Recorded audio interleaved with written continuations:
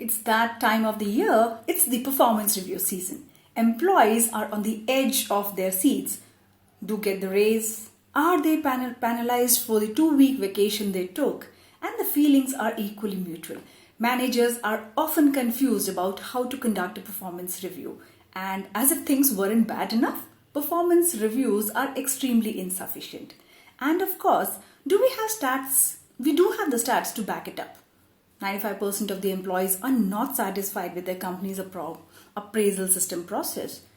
The drill is the same everywhere. According to traditional performance reviews, you notify your employees regarding the reviews a few days prior. Then you prepare what you're going to discuss according to the available reports. Then talks with the person starting with some positive notes and then nitpicking the negatives. And finally, even your best employees leave the review unsatisfied. The result? An embarrassing failure. Not only are you sending mixed and incorrect messages, but also wasting a lot of valuable time. So what do we need to do? Let's think about. An employee's evaluation should be more than just an annual interaction. It's a waste of time and doesn't provide any substantial feedback. A simple performance rating won't do the job. Your performance evaluation needs to be more holistic and frequent. Irrespective of the kind of evaluation system your company uses, there are a few basic guidelines you can follow to optimize your performance review processes. Let's go back to the early expectation. What about people make the mistakes is that they think performance review starts when you enter the conference room to discuss your performance. No. It is important to understand how you really want to evaluate your employees. It is even more important to communicate the same with your employees. Make sure you sit down and plan with your direct subordinates about your expectations and targets you want them to achieve right at the beginning of the season.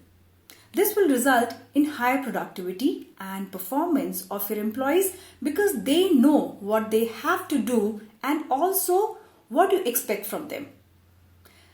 And of course, when you perfectly lay out the foundations of your expectations, it is much easier to hold people accountable when the numbers don't add up. Having a more direct conversation with your employees about your expectation not only helps in maintaining transparency, but also gives you the opportunity to broaden their professional experiences.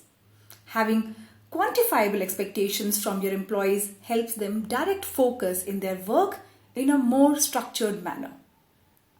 The positives and the negatives are in between. What makes performance reviews so scary is that employees always see it as an opportunity for employers to focus on their shortcomings. This creates a really uncomfortable atmosphere between managers and employees. A few weeks prior to the actual event, make your employees think of a few things that they have done in the past year that they are proud of. This will serve two purposes. Number one, it will refresh the memory of your employees about the way they have positively impacted your company. And second, and most important things, it will pump your employees about the performance appraisal process. They are now aware of how they have positively impacted the company. The next thing you need to do is to look over your notes. Make sure you have kept a note of all the times the performance of the employees were not up to your expectation. Then you need to take a feedback of a few more people who works closely with the employees. This is called at-par or peer reviews. This will give you an idea of how your employee is performing with the team. After you have done all these, give your employees a copy of all the feedbacks and notes before few hours from the appraisal time. This will give your employees an idea of what is to be expected in the conversation, and it is not a sudden shock for them to receive. You need to remember that it is not an interview. You do not need to test your employees on the feet thinking. You need to treat this as a conversation regarding the growth and development of both the employee and the organization. It has to be a mutual on both the parties. So how the process that it should be. So you have prepared your employees for the review. The big question now is, how do you go about it? Is there really a structure to how the conversation should go, or is it more of a spontaneous conversation about the shortcomings and achievements of the individuals? Yes. Luckily for you, there is a structured way which more often than not succeeds in providing a holistic review. Straight off the bat, you would want to start the review with all the positives, right? But get this, your employees will likely reflect or base these assumptions on how the review ended. You need to end things on a high and positive note. Start the review with the shortcomings of the employees and how they couldn't meet your expectation. It's important to give the right feedback. Start by something small like minor discipline issues and gradually talk about the more serious stuffs like missing a deadline. After that, focus on why the person is a valuable asset to the company because of their positive performances. You need to make your employees find that reasons why they were successfully able to ace the certain project. Might be their creative insight or their superior communication abilities. End things on what to expect from them in the coming season is more important.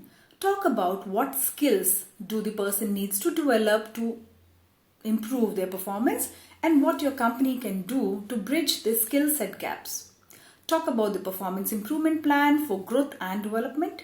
Also take pointers from your employees during the review on how you can improve employee engagement in your workforce and have a superior work culture. A performance review is a two-way street. Both you and your employee need to walk out of a review with something to work upon. Do they really get a raise? Oh, that's an important question. Let's face it. One thing that is constantly in the mind of employee is a performance review is how much raise do they get out of this discussion, out of this review? Or do they get a promotion on their role? If you do not address the issues outright, your employees' feelings and expectations will definitely be shattered. You need to mention beforehand if you're considering the employee for a raise.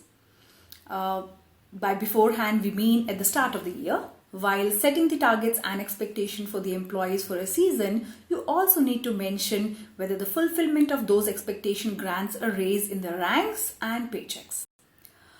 This not only makes your workforce transparent but also deems the raise of an employee fair in front of their team members.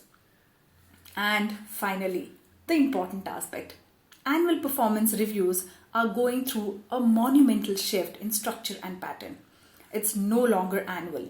Your performance reviews need to be more of a regular feedback conversations rather than annual reviews. Some pointers of what you need to do make it clear from the beginning how you want to evaluate your employees, focus on the positives and the steps needed to fulfill your expectations. Some things you should not do, and that's more important to think about. Don't offer general feedback which applies to most of the employees, and of course do not leave the compensation and raise till the last moment. And on top of everything, a great performance review structure makes a great case for your employer brand. With this note, have a great learning and keep watching. Take care.